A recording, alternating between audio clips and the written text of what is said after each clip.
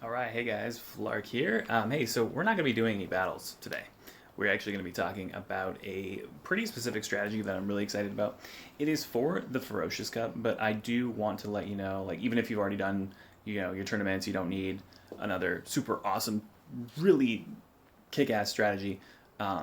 There's some really interesting analysis and like kind of some aspects of the strategy that I think could be implemented in future cups that you should keep an eye out for. So I haven't really heard anyone kind of talk about this type of stuff, so I want to jump into it. And I also want to apologize for the production. It's really weird. So I'm using a screen recording so that this is a camera preview, and I only have this so that I can switch the camera around because that button isn't available on my camera app normally. Um, so, new strat. Let's do it. So this is courtesy of Kanto Ran 007. He brought this strat up to me and used it for a number of wins. He has a really good record with the strategy, and I started using it, and it's super fun. So, uh, one thing I want to preface is that this strategy is okay.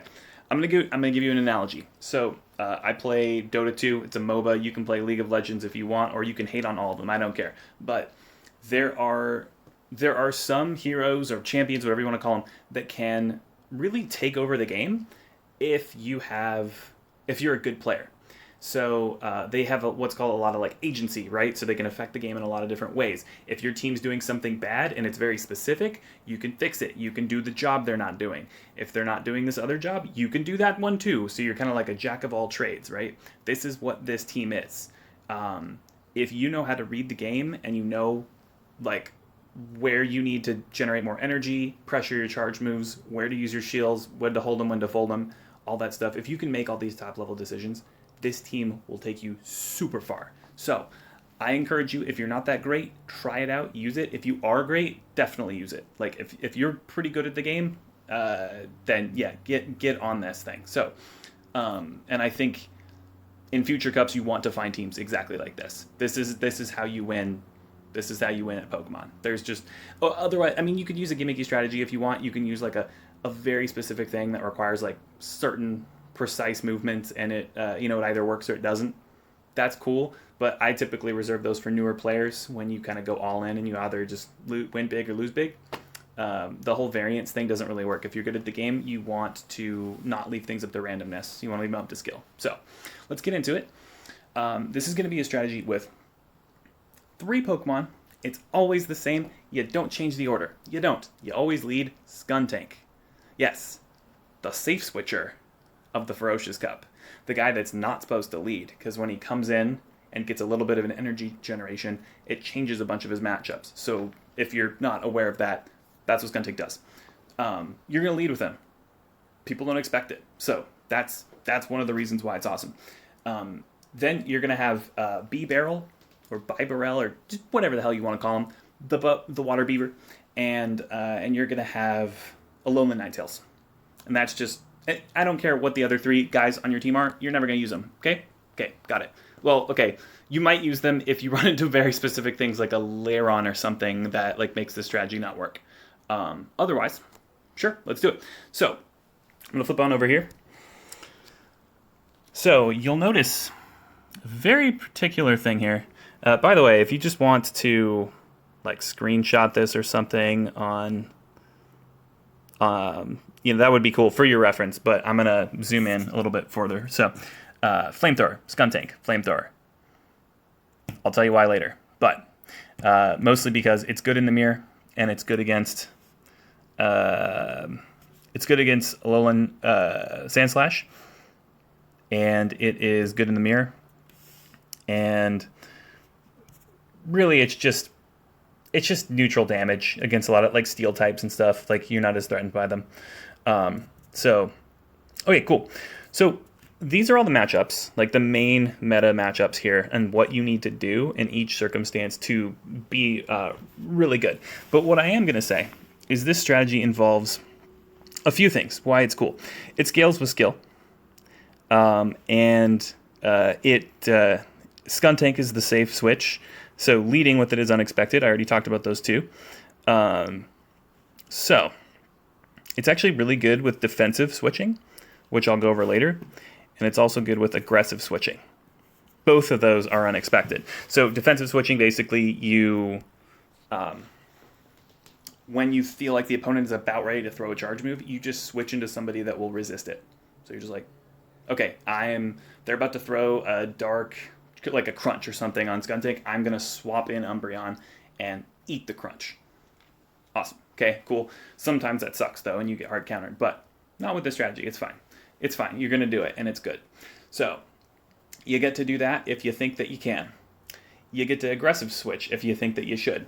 And both of them don't really get punished as much as they normally would. These are normally pretty punishable strategies if you don't nail them, or if they have the certain types of Pokemon, but not with this team. It's fine. So, okay. There's also 3 different damage values, and most of the damage is neutral. So most of the time, Poison Jab is neutral, Water Gun is neutral, and Charm is, if it's neutral, it hurts. If it's resisted, it still hurts. So that's Charm for you. So you have low, medium, high. You have 3 energy generation values. Most of their charge moves are neutral. Like, you can go look it up if you want, but just trust me, they mostly are. Like, you can figure out how to do pretty good damage to almost everyone. Charm is low energy. Water Gun is medium. Poison Jab is a little bit higher. It's not very high, but it's higher. The important part is it's higher than most of the Water Gunners. Most standard move sets, Poison Jab is higher. It's 3.5 energy a turn instead of 3. So you're just gonna hit your charge moves faster. It's really important. So there's not many good hard counters for Skuntank or B-Barrel, which is good, right? It's also good with so it has the same lead for all games, and so 3 games in a row, if you lead the same thing, like most opponents just don't see that coming. They're just like, yeah, well, I don't think he's gonna lead Skuntank a 3rd time, and you lead Skuntank a 3rd time. They're like, he's gonna safe switch on it, or he's gonna like change his strategy or do something, right? And I encourage your other 3 picks on the team to probably be like some sort of strategy that looks like something that people are talking about. So people can be like, oh, I think that's the whatever strat. He's running that team with that strat. No, you're not. You're not doing that. You're doing a totally different thing. Don't worry about it. So just red herring people if you want with your other picks. And then finally, Skuntank's actually really, really, really interesting when it has like half health. So because you're doing defensive switches and aggressive switches, what ends up happening is your Pokemon hang out with like half health sometimes in the back. What half health does for Skuntank, he's actually like really, really hard to kill because he has just enough energy generation to throw like probably 2 crunches in that time span if you're trying to like Water Gun him down. If you're trying to charm him down, he's fine with that because he'll just Poison Jab you and that hurts. So that's not great for you. And if you're trying to like snarl him down or something with these, Umbreons and Suicunes and stuff like that, that's like, you're gonna need to hit him with a charge move. You cannot just fast move him down. And his charge moves charge pretty fast and they hurt. So you can't just like let him continue to throw stuff at you. You got to get rid of him. You have to spend energy on it to get rid of it. And then, and a lot of times the energy is like overkill because Skuntank is so squishy. So you don't really get efficient damage versus it. You overkill it a lot of the time. Whereas the Skuntank's usually going to get all of its damage is going to go into you. You're going to receive like it's not going to overkill you usually. So it'll take you from like full health to like, I don't know, a 1/3 or something, which sucks. It's a lot. And then the other thing that Skuntank does, so it farms fast, has lots of damage, so it's a threat. It needs to be removed. You can't really fast farm it down with anything but maybe Charm. You especially can't do it with Poison Jab. It just resists poison. So there's a really interesting encounter with Nidoqueen. So Nidoqueen beats Skuntank like 1v1, which we'll get into later in the matchups part. But like, what's interesting is Nidoqueen wins by hitting it with the ground move and doing 1 billion damage and one-shotting it.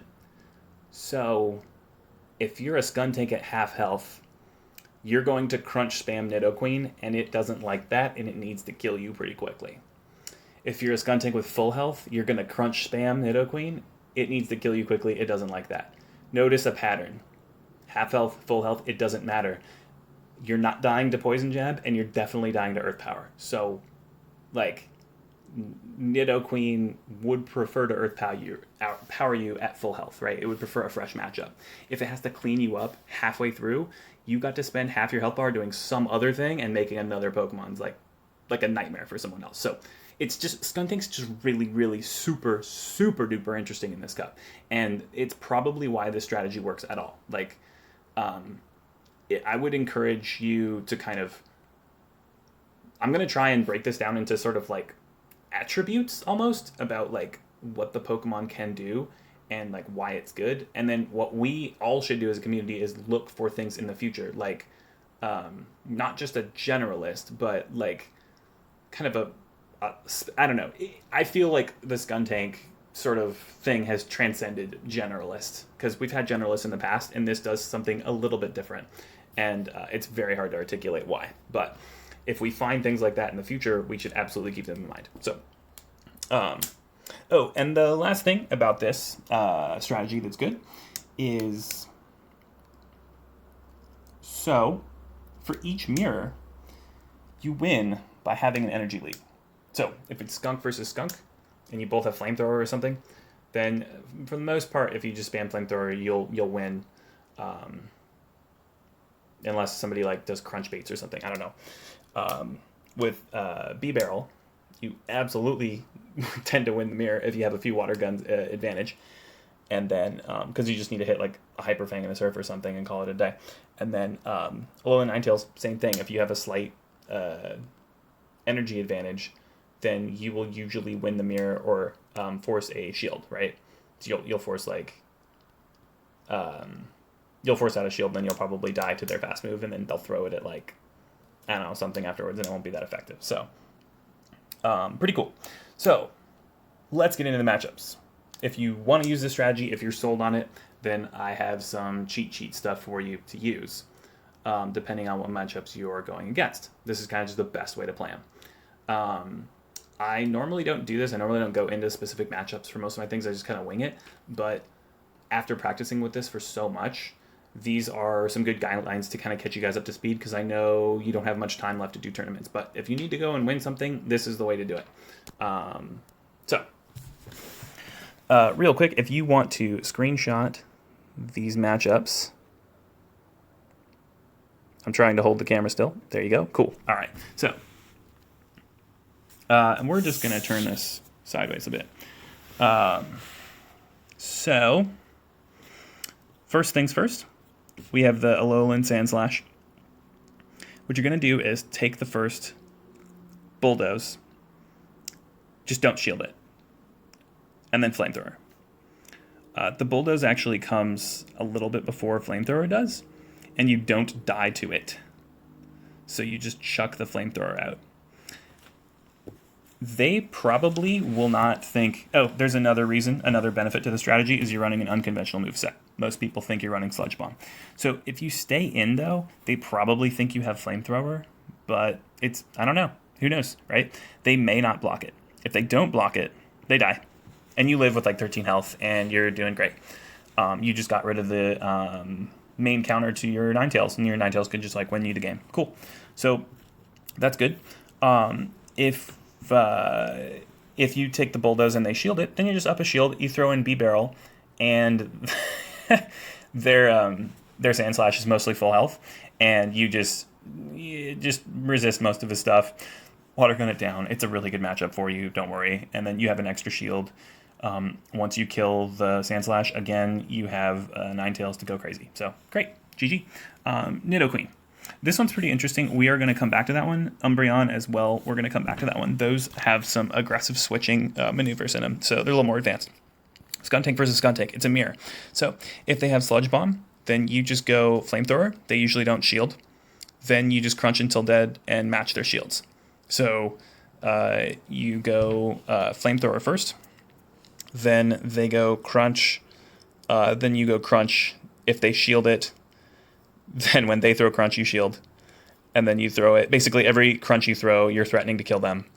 If they shield it, then you just shield again and beat them to the next one. So it's just that you just match it until they die.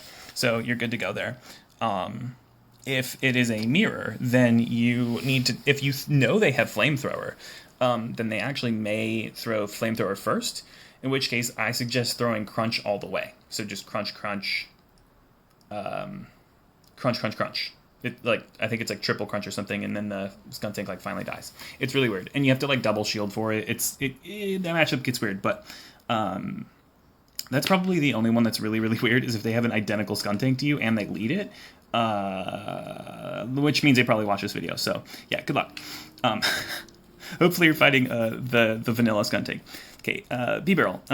You just simply charge faster, so you just crunch spam. It's fine. Like it's just fine. You crunch. You shield whatever they throw. They shield whatever you throw. They eventually die. Okay, cool. You win the switch advantage. You get your Ninetales on whatever their Ninetales. Most people have a Ninetales counter. You just get your Ninetales on whatever isn't the counter, right? Just have it hit anything that isn't resisting it or killing it with poison moves. Just do that and you're good to go. So and that's the main majority of this is how to win the lead. Most of this is how to win the lead or how to make it so winning the lead doesn't matter. So so you have that. Okay, cool. We have the Ninetales. So this is interesting. You actually just throw crunch, not flamethrower, even though it's super effective. Or even sludge bomb is super effective. But yeah, you just throw crunch, you win in the one shield. If they really want to win the switch advantage, then they will win in the two shield. But they're going to be down two shields, and your Ninetales can just size shock the Nidoqueen. It's a really another interesting thing about it is that you're actually pretty effective against your counters if they don't have shields, especially Ninetales versus Nidoqueen. Vaporeon's weird. There's actually two scenarios with Vaporeon, and it's pretty complicated. And then Suicune's dumb. It's just a dumb Pokemon. Like it can go like whole hog against you and hit like hydro pumps and stuff, and you just lose. Or if you shield them, you kind of win. So I'll probably just go over this at the end, or maybe not at all. You can just read it. I don't know. Whatever. I don't care. Most people don't use Suicune. So let's go back to Nidoqueen and Umbreon. So especially if people know that you're using this strategy, their best bet is to probably use Nidoqueen or Umbreon. Okay? All right, cool.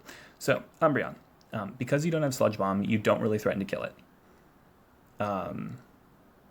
Oh, by the way, this whole strategy, you don't really need a good skunk tank. You don't need like a high stat product or whatever. It's normally recommended to have that in the Ferocious Cup. You don't really need it. This strategy doesn't really beat many matchups because of it. Like they're not really decided off of that. So it's fine. So Umbreon, Flamethrower, doesn't kill it. Sludge Bomb, it's stab. It does 20% more damage because he's poison type. It does kill the Umbreon if you play it right. So you're basically going to lose this matchup. That's what you have to keep in mind. So you throw a Flamethrower. Most Umbreons don't shield it. Okay, cool. So they don't shield. They take it. Then they last resort you. You don't shield. You're about half health. Then you kind of want to wait until the Umbreon is about ready to throw another charge move. Usually when they're like one or two snarls away from like chucking out a move. Like think of it this way. Think of the timing. And you're going to swap to Ninetales, by the way. So think of this timing. All right. Hey, sorry about that. Change of scenery. I had some interruptions. So yeah. Okay. So we're going to take a look at the Umbreon matchup again. Okay. So you have the Skunk Tank, Umbreon. You throw the Flamethrower, no shield. Then they last resort, no shield, and then you swap into Ninetales. Here's a couple of things to keep in mind about aggressive swapping. So, in general, people have a hard time swapping on Umbreon. Like, it's a 3-turn move. Until Niantic changes how the swaps work. Yes, I pace when I walk. ADD, deal with it. I don't know. So, you have to select to swap in the last 0.5 seconds of your animation. So, Snarl is a 3-turn thing, so it's 1.5 seconds. So if you're like 1,000 and you hit swap before then, it's not going to accept it. It's just going to cancel it, and then you're probably going to snarl again, and then you're going to be stuck against the Ninetales. It's just like chunking you down. Also keep in mind that when you swap in, most people don't know this, but the timing there is 5 turns. So you have 5 turns to basically not know what's hitting you. The camera like zooms in and stuff. You don't get to see what the Pokemon is. They get 5 turns worth of fast moves. So in that case, it's like almost 2 charms. So they're going to do 1 snarl. They're going to do 2, right? Because that's 6 turns.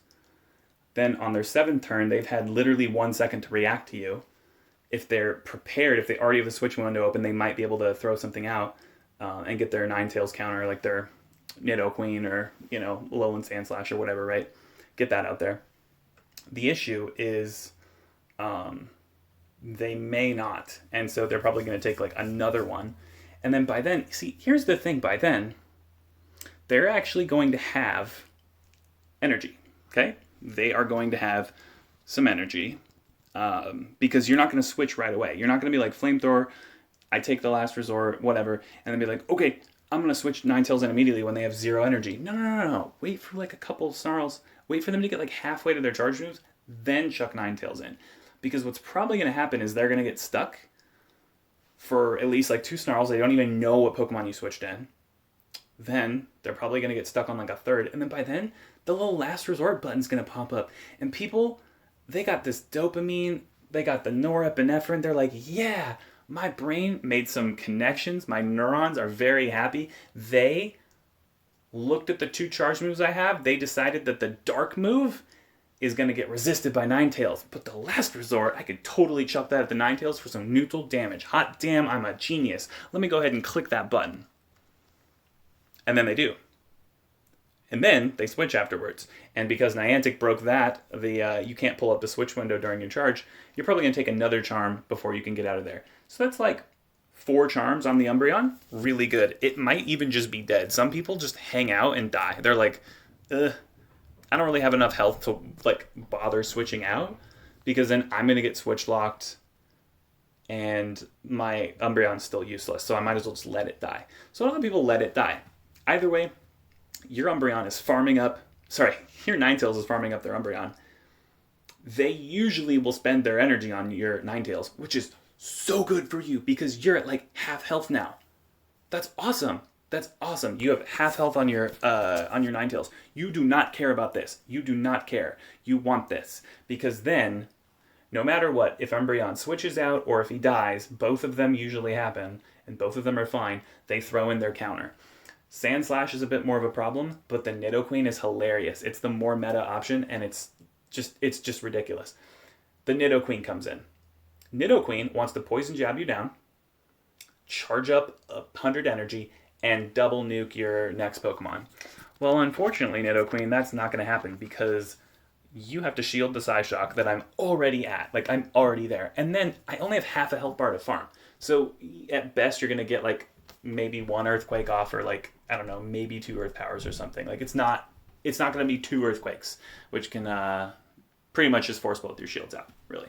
So yeah, you negate the hard counter by taking damage.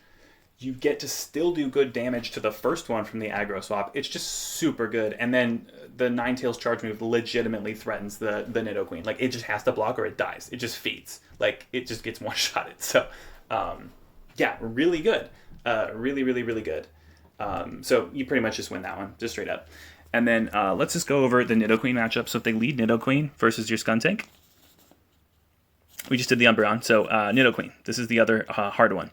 So basically, here's how this one works. The Nidoqueen will beat you. They just will. They will, if you sit in there the whole time, they will win. Because you get to crunch first, yes, but they get to Earth Power slightly after you. And both have the same move, so you're getting energy at the same rate. So you're going to go crunch, take them to half health. They're going to go Earth Power, you shield it, so you don't die in one hit. You go crunch, they shield it, they're still at half health, and then they Earth Power you again and you die. So in the one shield scenario, you're dead.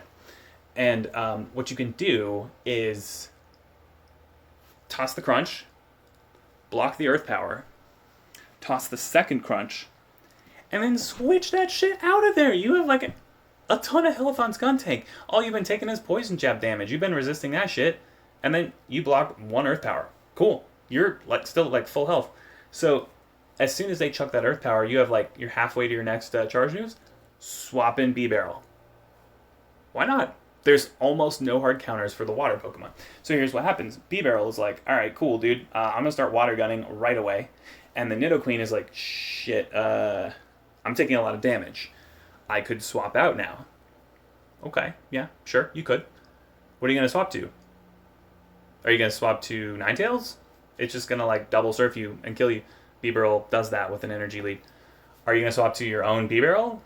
It wins in the mirror if it has slightly more energy.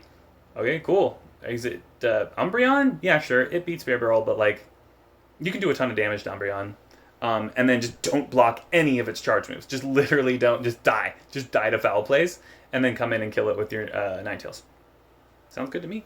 So, and then yeah, the Nidoqueen doesn't get to farm your Ninetales because you're dying to like another Pokemon, or you're still Psyshocking it later when you farm the Umbreon, and then Psyshock the Nidoqueen and comes in. So either way, whatever.